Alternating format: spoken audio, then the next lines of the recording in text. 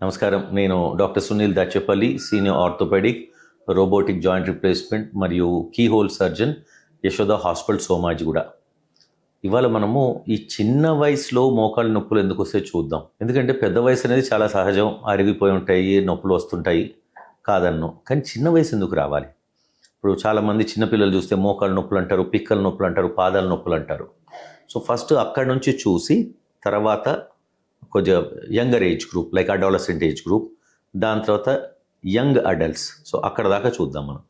So first and foremost ఏంటంటే చిన్నపిల్లలకి కామన్గా వచ్చేది డెఫిషియన్సీస్ వల్ల నొప్పులు వస్తుంటాయి. డెఫిషియన్సీ ఏంటంటే కావాల్సిన పోషక పదార్థాలు ఉండకపోతే, అది విటమిన్ డి కానీ విటమిన్ సి కామన్గా, దాని తర్వాత కాల్షియం. ఈ 3 పదార్థాలు తగ్గటం వల్ల ఏంటంటే బోను సాంద్రత తగ్గిపోతుంటుంది. సో దాన్ని కామన్గా రికెట్స్ అంటాం. చిన్నపిల్లలు చూస్తే మనము పాదాలు పిల్లలు రాను దొడ్డి కాళ్ళలాగా అవుతుంటాయి, అంటే ఇట్లా వంకర్లు అయిపోతుంటాయి ఎక్కువ. So simple tablets, vitamin D tablets కానీ కాల్షియం వేసుకుని అన్నీ నార్మల్ అయిపోతాయి. అది తెలియక అట్లా వదిలేసి రాను వంకర్లు పెరిగిపోతుంది. సో అందుకని నా సజెషన్ ఏంటంటే ఫస్ట్ ఈ నొప్పులు ఏదైనా వస్తే ఫస్ట్ సింపుల్ ఆయింట్మెంటు, కొద్ది గోరువెచ్చటి నీళ్ళు కాపడము, అదే లేదు ఏదైనా ఇంజురీ అయితే ఐస్ పెట్టడం చూడండి. దాంతో తగ్గకపోతే మీ డాక్టర్ని సంప్రదించండి. ఎందుకు అంటే సింపుల్ బ్లడ్ టెస్ట్ అండి, హార్డ్లీ ఇట్ టేక్స్ 1 hour. ఆ బ్లడ్ టెస్ట్ చూసుకొని మన ట్యాబ్లెట్లు దానికి తగ్గట్టు సప్లిమెంట్స్ వేసుకుంటే సరిపోతుంది. ఓకే, సో ఇది డెఫిషియన్సీస్ కామన్గా విటమిన్ డి అండ్ కాల్షియం, కొన్నిసార్లు విటమిన్ సి.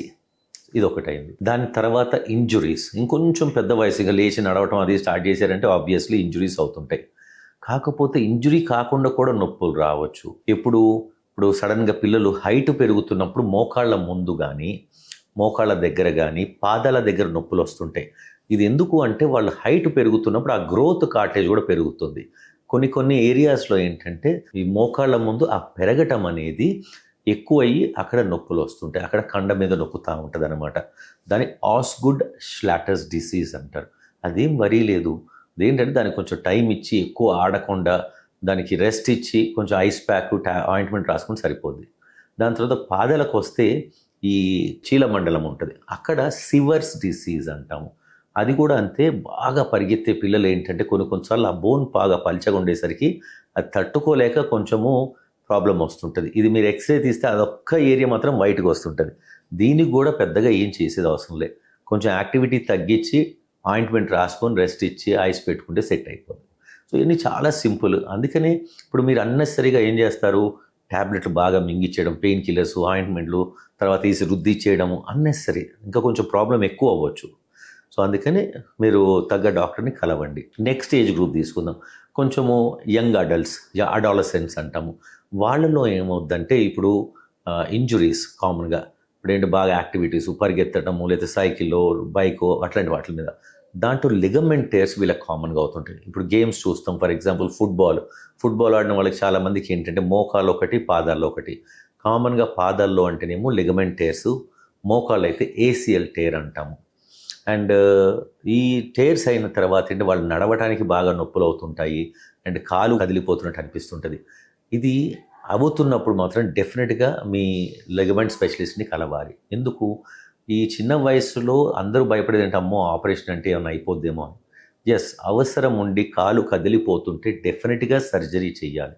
లేకపోతే ఆ రాపిడికి గురైపోయి లోపల ఉన్న కార్టిలేజ్ అంటే మృదులాస్తి అంతా అరిగిపోయి మీకు 15 సంవత్సరాలకి మోకాలు అరిగిపోయే ప్రమాదం ఉంది. అండ్ నేను చూశాను, ట్రీట్మెంట్ కూడా చేశాను. సో అందుకని భయపడి ఇంట్లో కూర్చునే కన్నా ఒక అడ్వైస్ తీసుకుంటే ప్రాబబ్లీ చిన్న పట్టి వేసి ఎక్సర్సైజ్ చేసుకుంటే దాంతో సెట్ అయిపోయే ఛాన్సెస్ ఉంటాయి. సో అందుకనే వెంటనే మీ డాక్టర్ని సంప్రదించండి. దాని తర్వాత ఫ్రాక్చర్స్, ఇప్పుడు ఆడే వయసు కాబట్టి దాని తర్వాత ఇంజురీస్ అయ్యే ప్రమాదం ఉంది. అండ్ ఈ ఇంజురీస్ ఏంటంటే మోకాలు చుట్టూ కానీ కాళ్ళు కానీ కావచ్చు. మోకాల్లో ఇంకొక సాఫ్ట్ ఇష్యూ ఉంటుంది, దాన్ని మెనిస్కస్ అంటాం. మనందరికీ తెలిసింది అంటే ఏసిఎల్ లిగమెంట్ చాలామంది గుర్తుపడతారు, కానీ మనం నుంచునేది అంటే షాక్ అబ్జర్బర్ లాగా ఉంటుంది ఆ మధ్యలో కాల్లో, దాన్ని మెనిస్కస్ అంటాము.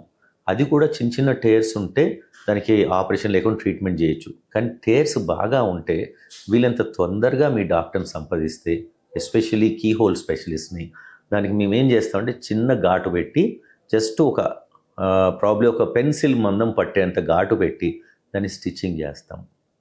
ఈ స్టిచ్చింగ్ తేవడం వల్ల లాభం ఏంటి, కట్ అయింది అతుక్కుపోద్ది, మళ్ళీ మీకు ఆల్మోస్ట్ న్యాచురల్గా ఉంటారు.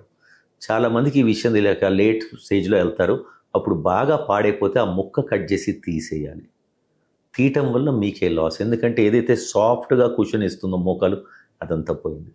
సో అందుకని మీ డాక్టర్ని త్వరగా సంప్రదించండి. అండ్ ఇంకొకటి ఏంటంటే, కామన్గా ఇప్పుడు మనకి ఈ అడాలసెంట్ ఏజ్ గ్రూప్లో కూడా హైట్ పెరుగుతుంటాం. ఇప్పుడు యూజువల్లీ చూస్తే అమ్మాయిల్లో ప్రాబబ్లీ అరౌండ్ 13-14 ఇయర్స్ ఆర్ 15 ఇయర్స్కి కొంచెం హైట్ ఫాస్ట్గా పెరుగుతుంటారు. అబ్బాయిలు తీసుకుంటేనేమో కొంచెం 16-17 ఏజ్లో సడన్గా పెరుగుతుంటారు. ఆ పెరుగుతున్నప్పుడు మళ్ళీ అగైన్ న్యూట్రిషన్ డెఫిషియన్సీస్ వస్తాయి. అంటే ఏంటి, విటమిన్ డి, కాల్షియము సరిగ్గా లేకపోవడం, vitamin C and other vitamins, micronutrients ఈ ఇంపార్టెంట్ అనమాట. సో దాంతో మనకి తెలియక ఇప్పుడు వైటమిన్ డి అయ్యి సరిగ్గా సమతుల్యంగా లేకపోతే ఏమవుతుంటుంది, హైట్ పెరగరు. అందుకని మీరు చేయాల్సింది ఏంటంటే, యంగ్ అండ్ పెరిగే వయసులో ఉన్నప్పుడు వీలైన వరకు విటమిన్ డి ఒకటి చెక్ చేసుకుంటుండే. ఎందుకంటే మన భారతదేశంలో డెఫిషియన్సీ ఆల్మోస్ట్ చాలామందిలో చూస్తున్నాము. ఇది చేసుకుంటే మీకు లాభము, దానికి తగ్గట్టుగా దాని సప్లిమెంట్స్ తీసుకుంటే దానికి ఉన్న ప్రాబ్లమ్స్ అన్నీ సెట్ అయిపోతాయి. దాని తర్వాత నెక్స్ట్ ఏజ్ గ్రూపు, మనం కొంచెము అడల్ట్ ఏజ్ గ్రూప్కి వస్తుంటే ఇంజురీస్ ఆల్రెడీ చూసాము, ఫ్రాక్చర్స్ చూసాము.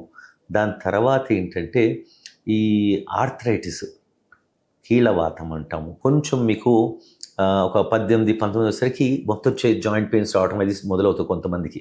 ఇది యాక్చువల్లీ స్వతహాగా పుట్టుకతో ఉంటుంది, బట్ ఇప్పుడు మల్టిపుల్ జాయింట్స్కి వస్తుంది. దీన్ని కీళ్ళవాతం అంటాం. మల్టిపుల్ జాయింట్స్కి ఉంటే దానికి డెఫినెట్గా స్పెషలిస్ట్కి కలిసి ఇన్వెస్టిగేషన్ చేయించుకోవాలి. నాకేమవుతుందని కూర్చోవద్దు.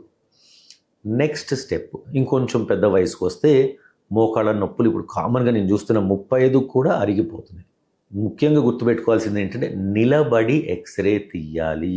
మోకాలు కష్టం ఉంటే అందరూ మీకు ఫ్రాక్చర్ అయితే తప్ప నిలబడి ఎక్స్రే అడగండి. దాంతో చాలా చాలా మనకి బెనిఫిట్ అవుతుంటుంది. Take care.